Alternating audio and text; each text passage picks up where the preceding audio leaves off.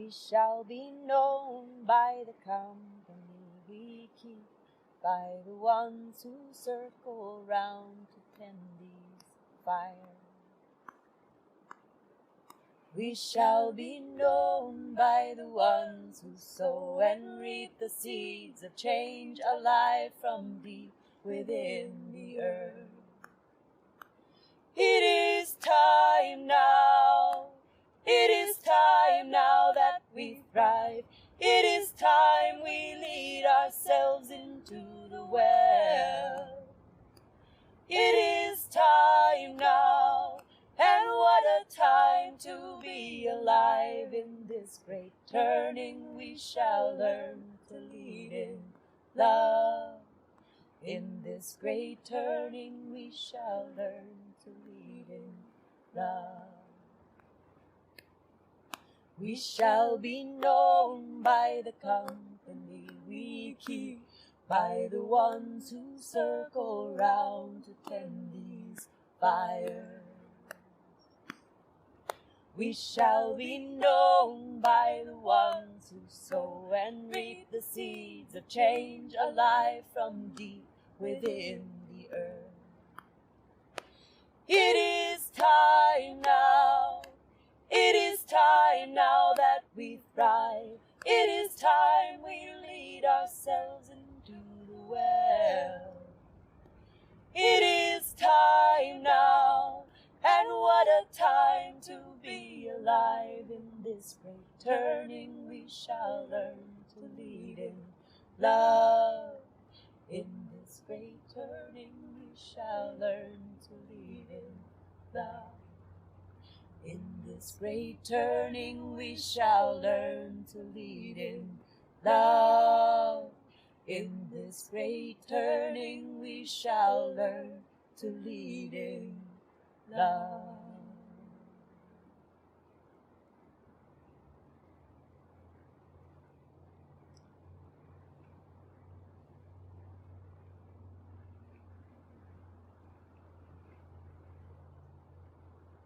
Right. It is time we lead ourselves into the well. It is time now, and what a time to be alive. In this great turning we shall learn to lead in love. In this great turning we shall learn to lead in love. In this great turning we shall learn to lead in love. In this great turning we shall learn to lead in love.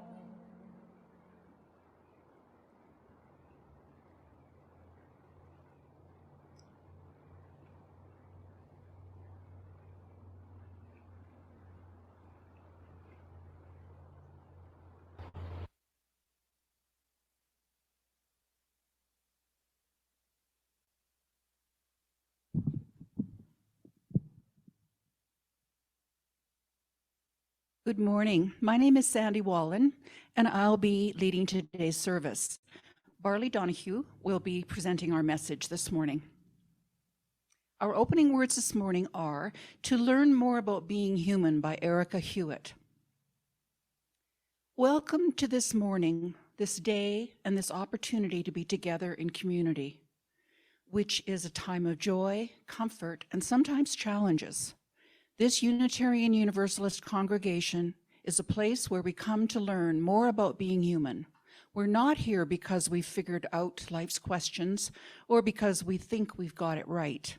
We come here to learn more about being in relationship together, how to listen, how to forgive, how to be vulnerable, and how to create trust and compassion in one another.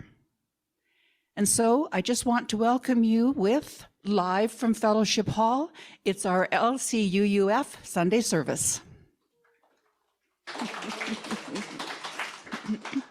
Our announcements were on a slideshow before the service. If you didn't see them, don't worry, they were sent out by email yesterday with the order of service for today.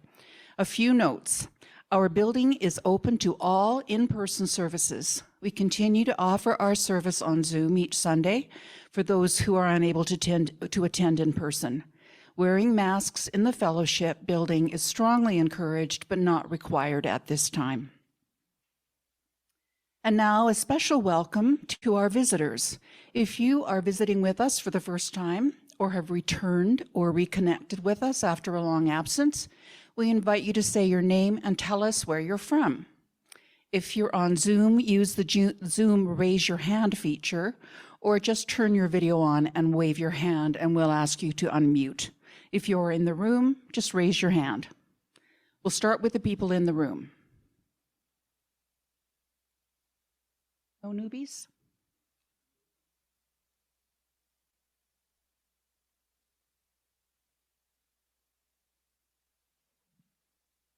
Good morning all, my name's Robert and born and raised in Cape Town.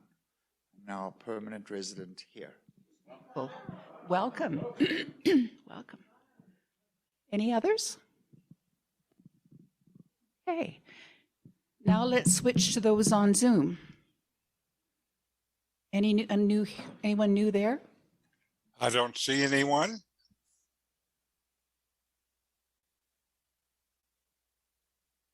Doesn't sound like it. Okay. All right. And just a brief note, we offer a wide variety of services on various topics presented by our members, outside guests, as well as our minister, Reverend Matt Alspa. We hope you will return to sample the variety of thought and belief. Our chalice lighting words today are by Mark Causey. We light this chalice, spark of the original fire of creation, to remind us that we all on this planet, the furred, the feathered, the finned, and the scaled, along with us featherless bipeds, we are all made of the same star stuff and all share a common destiny. We all share the same hopes of a life free from harm and suffering, and the same aspirations of happiness, love, and flourishing, being able to express our own unique natures and capacities as best we may. We are just that many diverse perspectives from which the whole is seen and experienced. We are inextricably intertwined, interconnected, and interdependent, and it is good. Now let us light our chalice with these words that we sing together.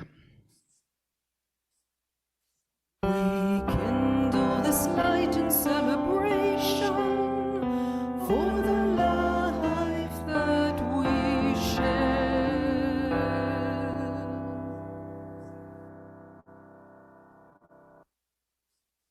Each week, we take time to remind ourselves that we belong to a community which cares for each other. We do this by sharing any significant joys or sorrows in our lives. If you have a joy or sorrow to share today, you can type it into the chat now and we'll read those aloud. First, let us recall the joys. Whatever you may be celebrating, whatever evokes a feeling of joy or peace for yourself or others. Those of you on Zoom, are welcome to type joys in the chat box. We'll start with the folks here. Are there any joys that people would like to share here in the room?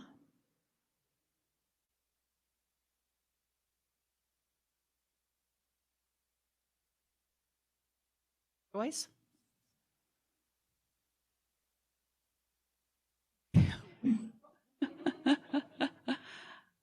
Okay, how about anyone on Zoom? Is there anyone on Zoom with a joy? Yes. I do.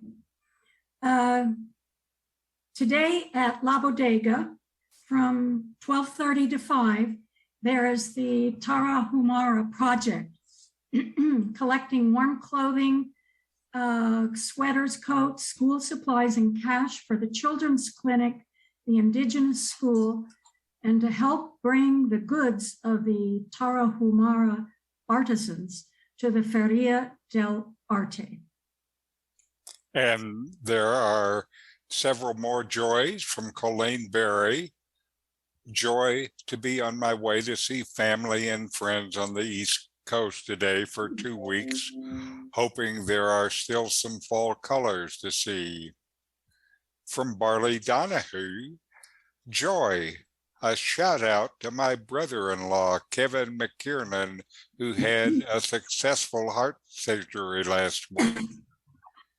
And from Kathy Coaches, remember Rodrigo Leal, the young man who used to play piano for us? Well, he's all grown up now and got married yesterday. Congratulations to him. And that's it for the joys. Okay, now we'll move to sorrows. Anyone in this room who would like to have a sorrow recognized? May know him. If not, he's a very dear, sweet person. Ernie Howard, who has cancer, and he's doing very poorly right now. And it's a shout out to his husband Rich, who's hanging in there. But there is a GoFundMe. If you do know about Ernie and want to know more, just ask me afterwards.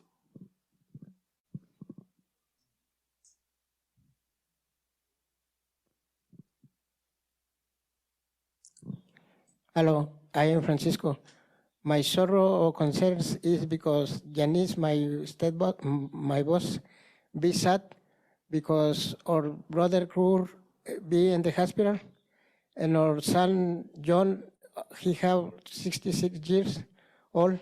He have cancer in the brain, and last week have chemotherapy. Thank you.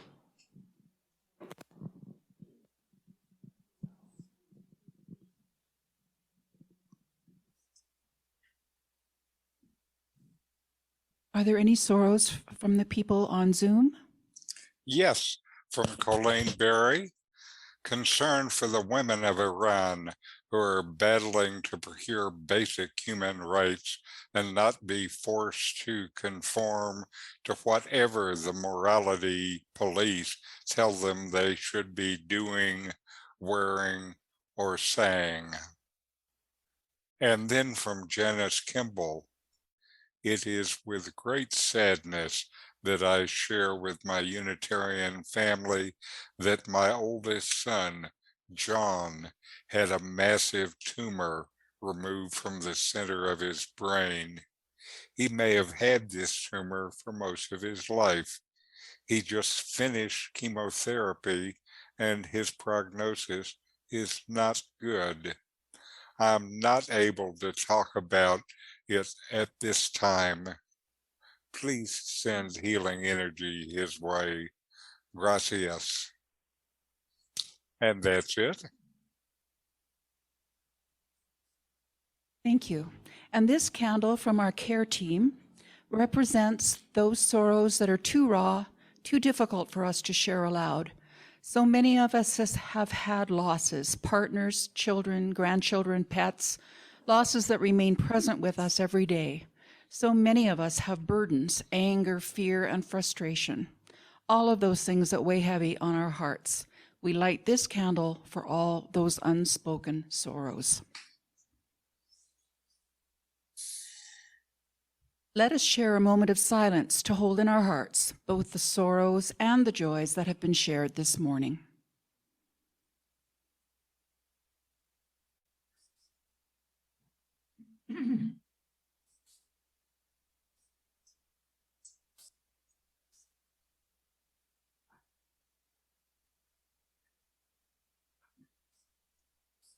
And now I'd like to invite Fred Kessling to share.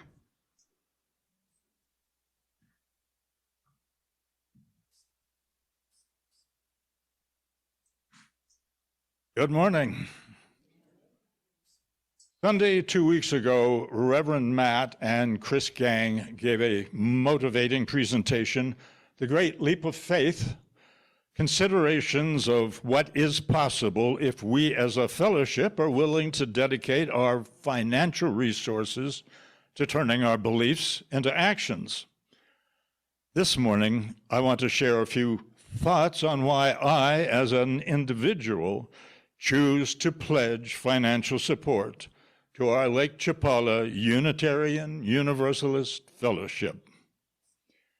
I encountered LCUUF some 6 years ago when Unitarian Universalist was no more than a strange, long-winded word to me. I stuck my toe in the water and stayed to swim. I have seen this fellowship evolve from an often inspired, sometimes zany, do-it-yourself project to where we are today with leadership grounded in a wealth of UU traditions and principles, and sure, still the occasional welcome zany moment. Looking back, there is no question in my mind but that I was searching for confirmation of my personal beliefs when I first experienced LCUUF. Not belief in fixed dogma, but confidence in the righteousness of tolerance, patience, diversity, open-mindedness, rational thought, and the embrace of the pursuit of knowledge. I have found all of this in this fellowship. Unitarian Universalists as a people are a coat of many colors regarding ideas and beliefs.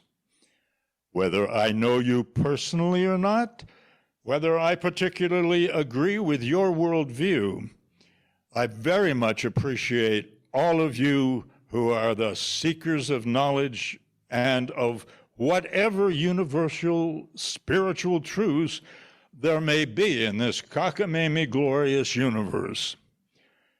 The Brazilian poet Mario de Andrade captures some of these sentiments, some of my sentiments, in these word pictures.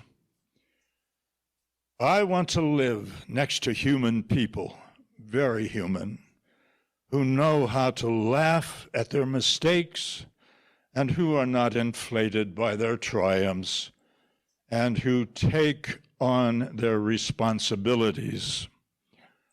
I want to surround myself with people who know how to touch hearts, people who have been taught by the hard blows of life to grow with gentle touches of the soul. Thus, human dignity is defended, and we move towards truth and honesty. It is the essential that makes life worth living, end quote. This fellowship of diverse peoples, diverse thoughts, and human dignity is worth protecting and propagating. I choose to put my money behind LCUUF as an act of enlightened self-interest, and I emphatically encourage you to do the same. As of today, our pledge thermometer is showing that we have received pledges for the year 2023-24, totaling 173,200 pesos. For those of you attending in person, if you have not yet submitted your pledge, there are pledge forms and envelopes on the welcome table. Please put the pledge form in the offering basket or give it to our treasurer, Lorna Dean. For those of you on Zoom, please send an email stating your annual pledge and the currency to treasurer@lakechapalauu.org. Once again, that's treasurer@lakechapalauu.org. Thank you.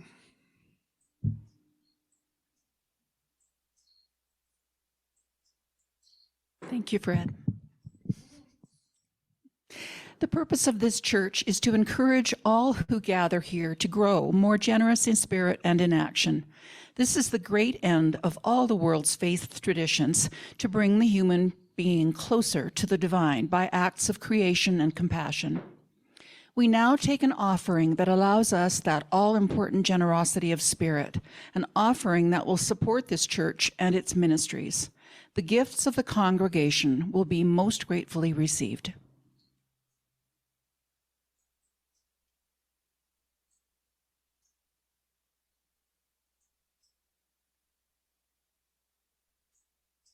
Instructions for payments to the fellowship are on a slide during the announcements before the service every week. For the people here at the fellowship, we'll pass a basket. And while you are considering your gifts to the fellowship, remember that each month LCUUF donates 5,000 pesos or more to an organization in our Lakeside community. We share one half of the offering collected at the fellowship each week with that organization. For the month of October, we are supporting Food Bank Lakeside. If you are not attending the fellowship in person, please donate to Share the Basket when you pay your pledge. Donate to Share the Basket separately or indicate what part of your donation is for Share the Basket. The offering will now be given and received. Thank you.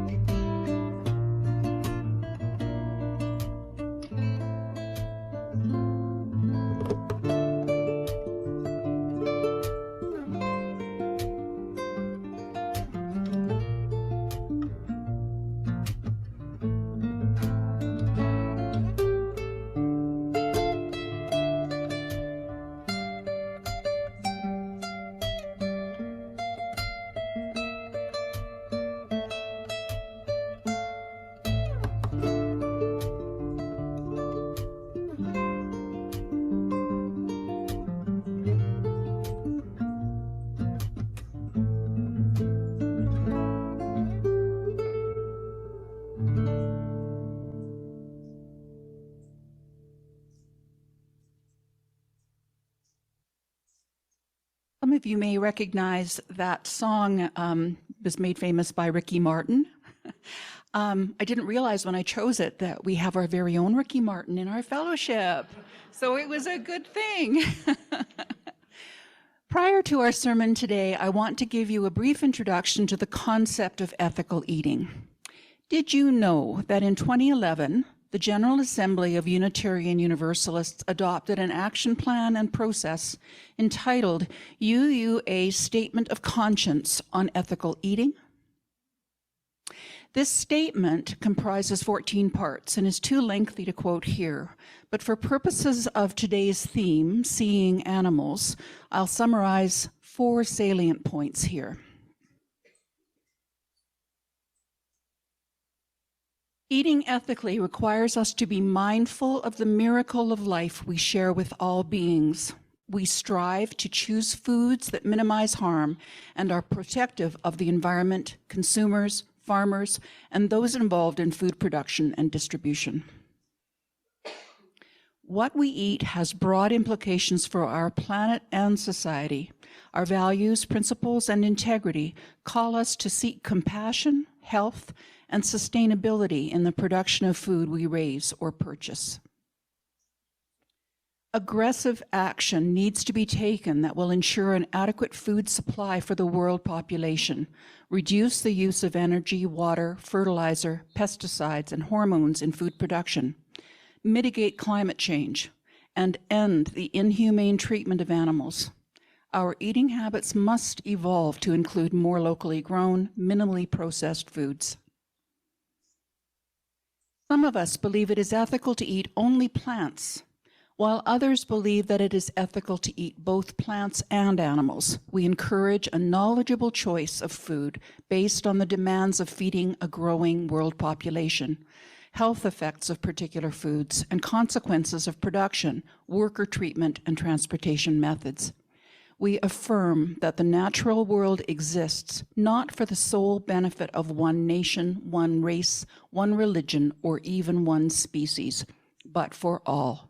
Unitarian Universalists acknowledge and accept the challenge of enlarging our circle of moral concern to include all living creatures. And now for just a few not so fun facts. Approximately 200 million land animals are killed for food every day around the world. This is 73 billion land animals per year.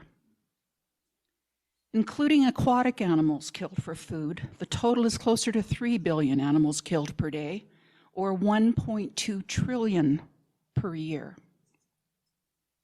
There are approximately 7.2 billion people living on planet Earth today. This number is estimated to hit 8 billion before the end of the year, before the end of this year, 2022. If humans were to be killed at the same rate as land animals, using today's population of 7.2 billion, the human population would be extinct in 36 days. And just another bit of information, lifespans of factory farm animals compared to natural lifespans of these animals. Cows, for example, if left to their own devices, would naturally live 20 years. In industry, 18 months. Pigs naturally live 20 years. In industry, 6 months. Chickens would naturally live 9 years. In industry, 40 days. Turkeys naturally would live 10 years. In industry, 70 days. These facts might be a bit of a shock for some of you, but I just encourage you to take a look at these numbers and really think about what they mean. Thank you. Our hymn today is We Are One World by Michael Tacey. Please rise as you are willing and able and join me in singing.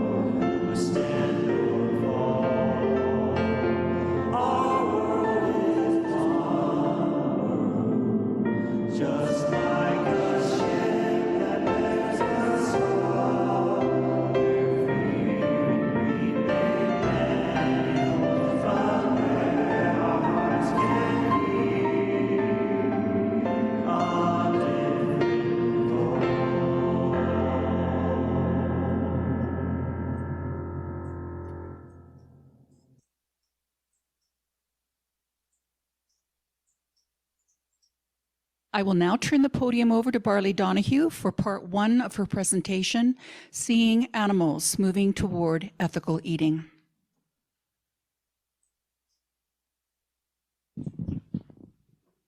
Good morning. My name is Barley Donahue.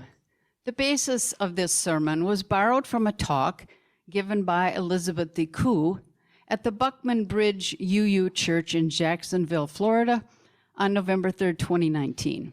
It received the Albert Schweitzer Sermon Award from the UU Animal Ministry. Before we begin our discussion, which focuses on animal rights, let's clarify a couple of things that we're not talking about. No one thinks your dog has the right to run for political office, although I, for one, might believe my dog could do as good a job as some of those currently serving in the U.S. Congress. And no one is suggesting that your animals should have the right to go everywhere you go, into restaurants, stores, and shopping malls. So what rights are we talking about? Let us begin with a story, a mystery. I think one or two of you might solve the mystery before the story ends. If you do, please raise your hand and tell us. A cow named Bella lived on a dairy farm in upstate New York. Bella was pregnant. The only way to get milk from a cow is to impregnate her and take the calf away when he is born. There's no calf to nurse, so the cow's milk can be sold instead. A cow's maternal love is very strong. She and the calf cry out for each other, sometimes for days when they are separated. Bella gave birth in the field and brought her calf to the barn. Within a day or two, the veal truck took Bella's calf away. Later, Bella was attached to the milking machine, but she gave no milk. The next day, the same thing happened. Her udder was dry. This happened every day. No one, including the veterinarian, could figure out why. After 11 days, the farmer solved the mystery. Does anybody know what happened? The farmer found another calf hidden in the tall grass. Bella had given birth to twins. The veterinarian explained what Bella had done. This was Bella's 5th pregnancy, and she remembered that with her first 4 births, her calf was always taken away. So she made her own Sophie's choice and took one calf to the barn to satisfy the farmer, but she hid her other baby in the tall grass like Jochebed hiding Moses in the bulrushes. And she nursed him. She and the calf had the sweetest 11 days of their lives, even though it ended in heartache, when the farmer found the second calf and put him on the veal truck too. Over the years, Bella's calves were all separated from her. The males were slaughtered for veal. The females were sold to other dairy farms. Eventually, Bella stopped giving milk, as all cows do, and was slaughtered for hamburger. The suffering and death of Bella and her calves happened because in the eyes of law, they are property. In fact, animals are the only beings capable of suffering whom our law classifies as property, to be treated in whatever way the owner wants. And then this next part is so important because the law does not protect them. Their fate depends on each of us, on our individual ethical choices. We decide what happens to them.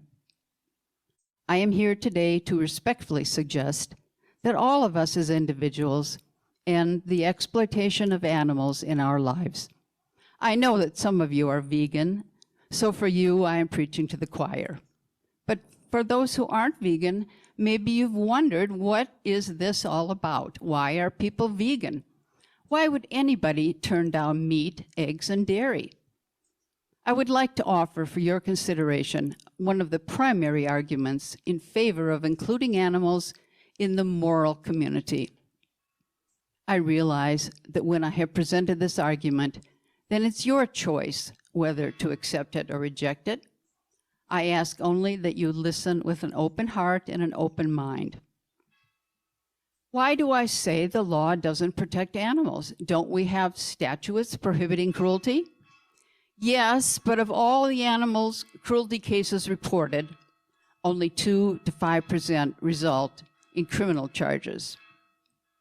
And even when charges are brought and the defendant is convicted of a horrible crime, the sentence is typically a relatively small fine or a slap on the wrist involving no jail time. and of course, cruelty and killing are the daily business of factory farms, slaughterhouses, and laboratories. After much soul searching, I have decided not to speak in any detail about this cruelty or show any pictures of it this morning. The truth is so horrific that it would be an assault or on unsuspecting worshipers who just showed up for Sunday morning service.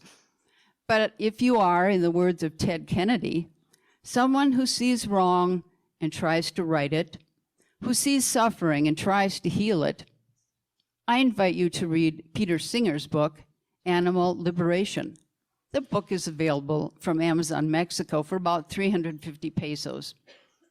Also, in a few minutes, I will give you a handout which includes the names of books, movies, and web addresses where you can get information on the health benefits, as well as environmental and ethical considerations of adopting a whole foods, plant-based diet.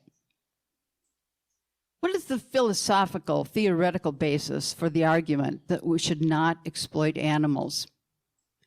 As philosopher Jeremy Bentham said about animals, the question is not, can they reason, nor can they talk, but rather, can they suffer?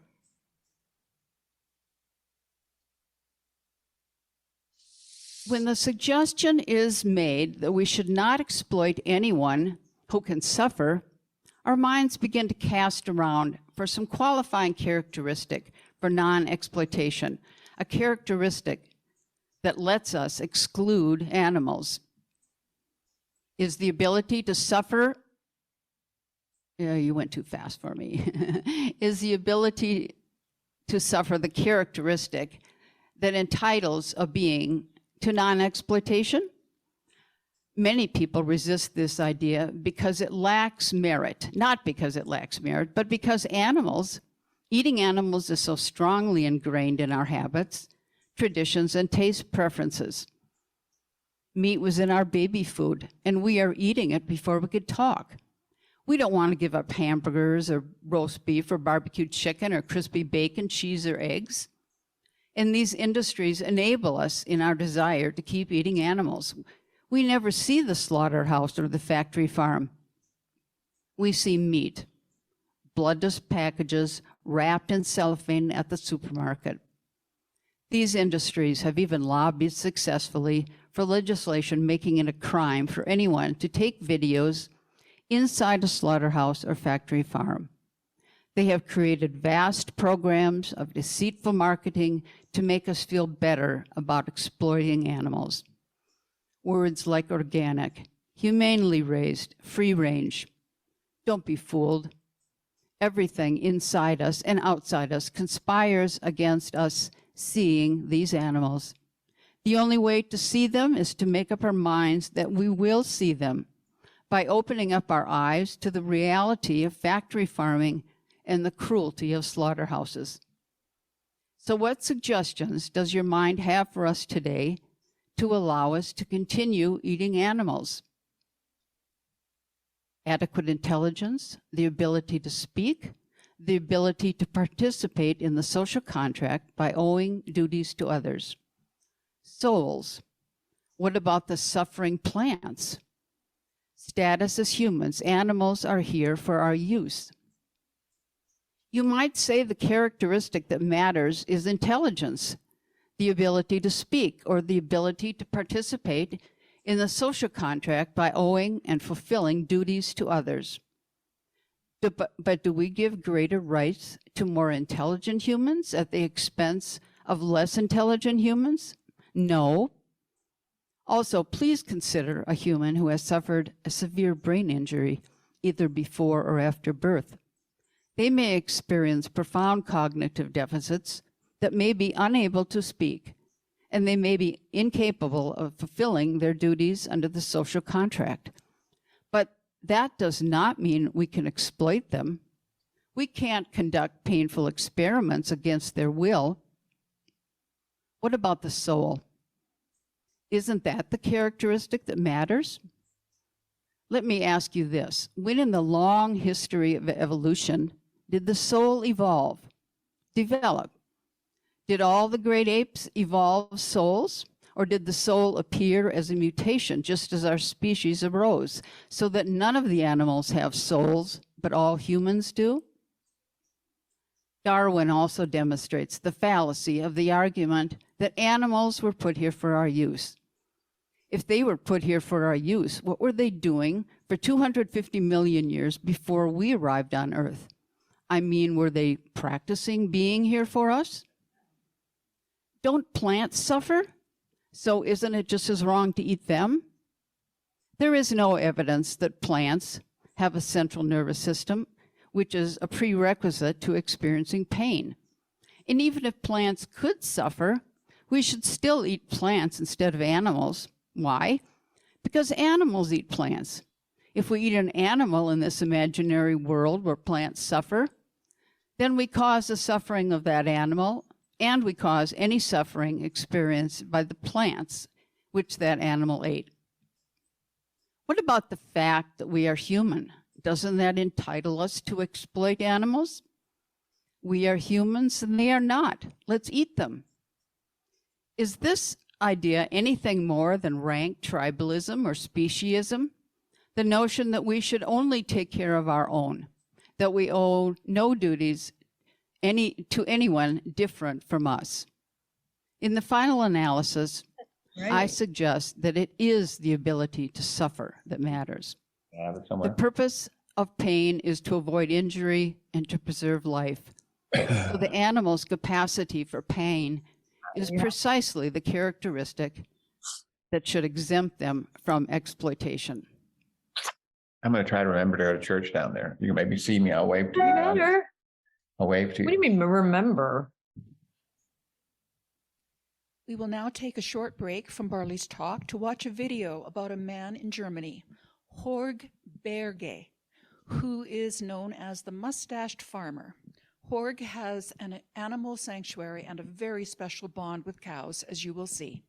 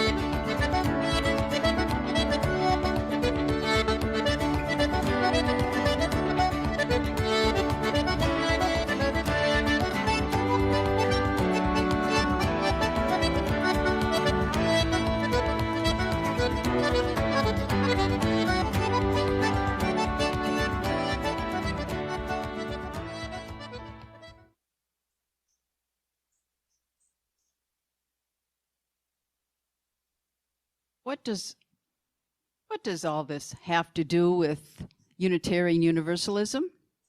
We can be proud that a bright thread of animal advocacy runs through our history. Henry Bergh, who founded the American Society for the Prevention of Cruelty to Animals, was a Unitarian. Among the strongest supporters were Unitarian newspaper executive Horace Greeley and Bergh's own pastor, Unitarian Henry Whitney Bellows. Bergh was deadly serious about ending the suffering of animals.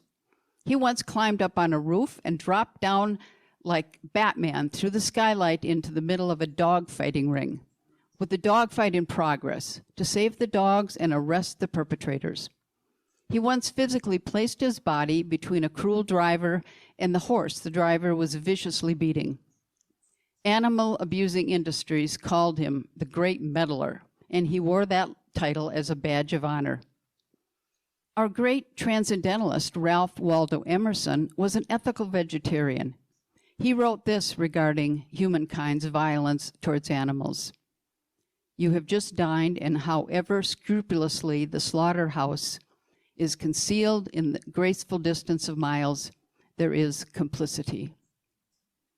Transcendentalist Henry David Thoreau believed that we should not eat animals. He wrote, every man who has ever been earnest to preserve his high or poetic faculties in the best condition has been particularly inclined to abstain from animal food. Bronson Alcott was an educator, a transcendentalist, and the father of Louisa May Alcott. He was close friends with the others I've mentioned, Emerson, Thoreau, Nathaniel Hawthorne. Together, they were known as the Concord Quartet of Concord, Massachusetts. Bronson Alcott had the further distinction of being vegan 100 years before the word was even invented. Alcott, in his own words, believed in the fundamental rights of animals to life, liberty, and the pursuit of happiness. He said, the milk belongs to the calf, and the chicken has the right to its existence. Ahimsa, the principle of non-harm, compassion for all sentient beings recognized in Buddhism, Hinduism, and Jainism. For some of the other traditions we honor comes the concept of ahimsa, the Sanskrit word for non-harm. Those who adopt ahimsa as their moral code seek to avoid harming anyone, including animals, and showing compassion to all sentient beings. Ahimsa is recognized within Buddhism and Hinduism as well as Jainism.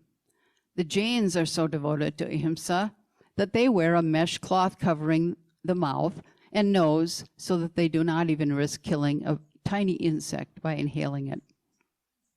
By the way, if you decide to try being vegan, or if you're already vegan, you are in good company.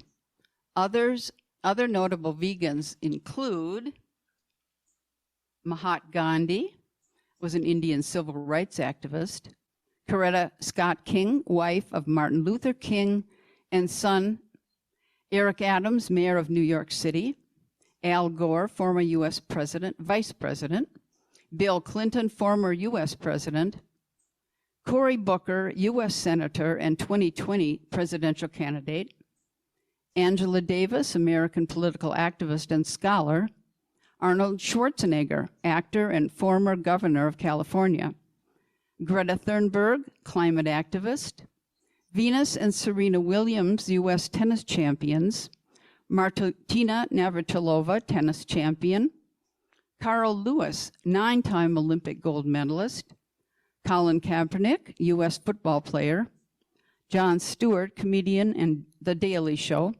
Stevie Wonder, musician, Brad Pitt, actor, Sandra Oh, actress, Natalie Portman, actress, Joaquin Phoenix, actor, Woody Harrelson, actor, Benedict Cumberbatch, actor, and Alec Baldwin, actor. So, I have made my argument that we should not exploit those who can suffer, and that we should not pay anyone to do it for us on a factory farm, in a slaughterhouse, or in a research lab. I have given a brief introduction to animal advocacy in Unitarian Universalist history and thought. These animals love their young. They try to escape suffering. They love life. They love to play and are capable of sharing affection. They fear death. These animals are outsiders, currently beyond our understanding of that sacred mandate to do justice and to love mercy and to walk humbly with all that has life. People refuse to even see these animals, refuse to look at their suffering. Please don't turn away. They desperately need us to open our hearts to them. They live in unrelenting anguish, and we are their only hope.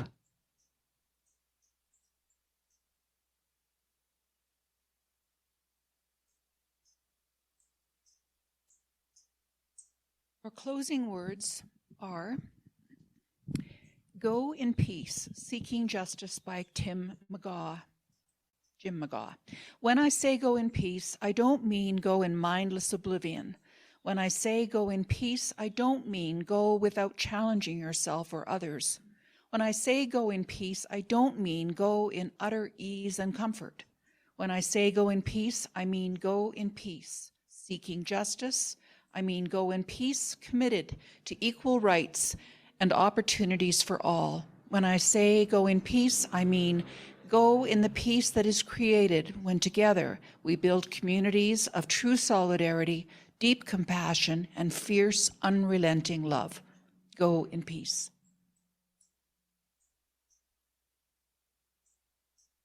We extinguish our chalice with these words by Martha Munson. We extinguish the chalice here that it might glow gently in our hearts. May it light your path as you leave this place. May it guide your way until we are together again.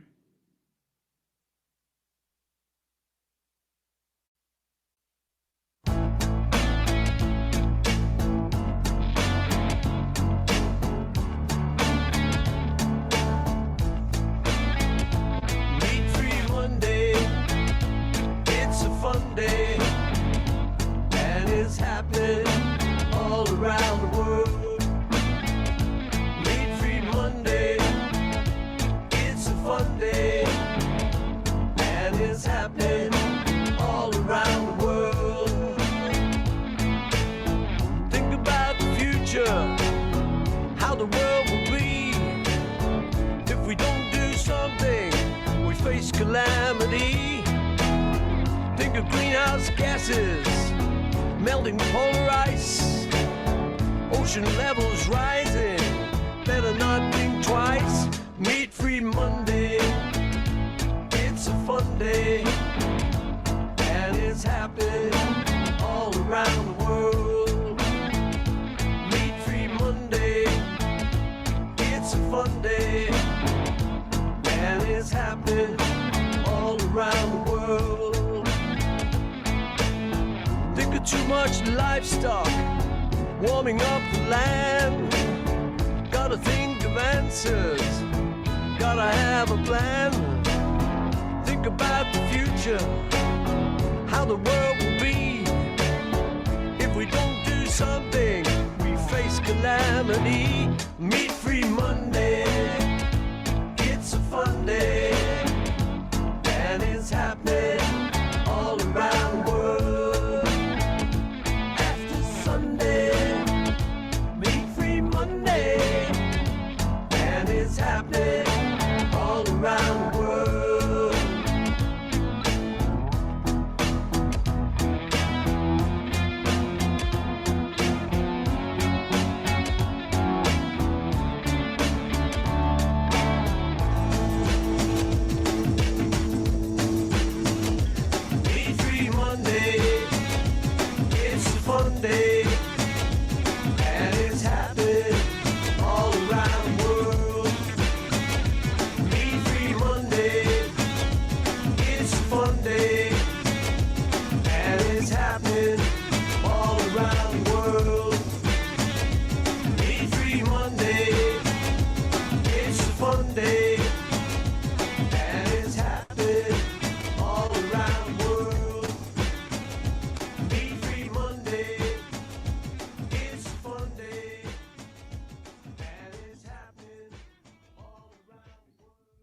concludes our service for today. Please stay around if you would like for discussion. On Zoom, we'll have one large group.